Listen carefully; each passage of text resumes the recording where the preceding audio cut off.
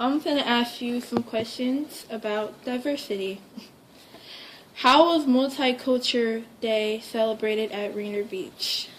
So on May 9th, we had this really awesome multicultural event here. It was in the evening, and first it started out with families and students could come, and they were welcomed by a resource fair. So there were organizations from all over the community that had resources to offer families, from seniors to scholarships to healthcare to engagement opportunities over across the street at the Rainier Beach Community Center. And then also our cooking club and our cooking class, they had a ton of students that brought out these super yummy appetizers that the students made, and so it was kind of just like a mingling thing at first, really kind of like a family kind of affair, and then we went into our beautiful performing arts center where there were performances from a ton of different cultures, so Nepali, Indian, Pacific Islander, Filipino. There was the hip hop club performed, and so there was an opportunity for different cultures to show their native dance or share their native song, or to do something else in the way of performance that was representative of their culture. Okay, thank you. What made you want to work at Rainier Beach? Okay, well, I'm from the greater Seattle area.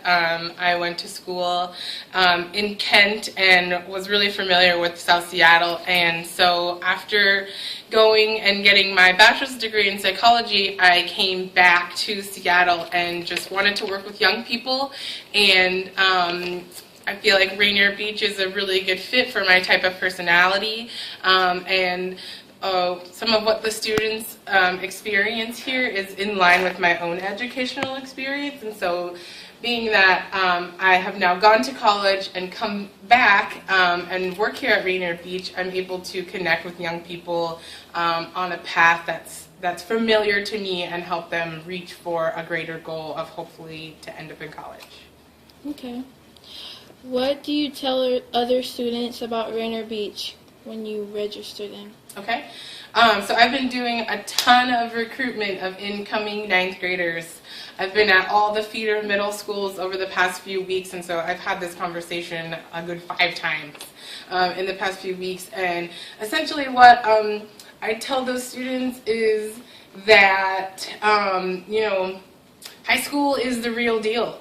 Like, this is when everything counts towards your future, and it might be hard for them to see it now because they're in middle school, they're getting ready to start high school, and that just seems scary. But I'm really trying to plant and put the sprinklings in for what's beyond high school, so college or career.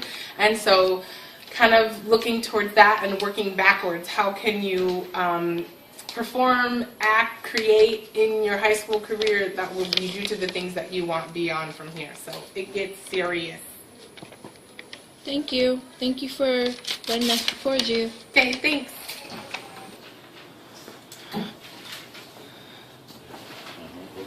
How do you feel about the different social groups in Rainier Beach?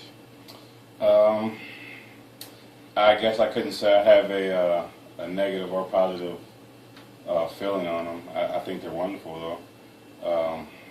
Being able to interact and be around different groups and cultures, I just believe make you a better rounded person. Okay. How have you helped these different groups be successful? I guess I can't say I individually help any group to be successful. I may help students just individually in who they are and whatever groups they belong to. So indirectly, I've helped the students, but not specifically the groups. Okay. How do coaching help you get along with different groups at Beach? I think because when you have coaching, you have a melting pot, and so you got to just take what you have. You get the cream of the crop, you get the bottom of the crop, and you got to fuse what you need to out of what you're given, and it's kind of the same principle. Just, it's a melting pot, and what you have is what you have. You can make lemonade out lemons, or you can make a lemon meringue pie or some other lemon treats. But what you got is what you got, and so just make the best of it. And that's what coaching is, and that's what the social groups here and cultural groups here represent. Okay. What would you want to tell someone who has negativity, whatever, stereotype beats? Bad stereotype. I would say, well, just you can't judge a book by a cover. You'd have to get out and experience it for yourself. You just, most people's opinions are skewed and maybe been a passing day or minute or hour.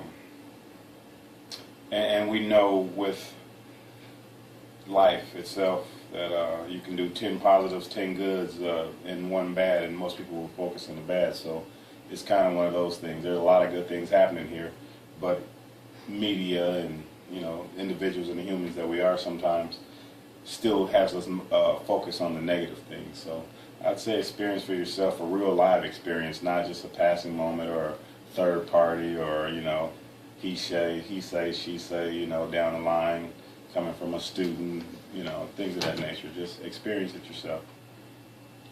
All right, last question. What has changed from when you started coaching to now? The kids, really. But it's kind of the same problems. I will say these kids are a little more different as far as the privilege that they have and the privilege that they think they have. And the respect has gone down, but it's still the same job, same process, same kids, same culture, same social groups from when I went here in '91 and 10 years ago, 15 years ago. I actually started coaching 19 years ago. Same thing. That's all for today. Thank you. We're taking a picture of you. Video.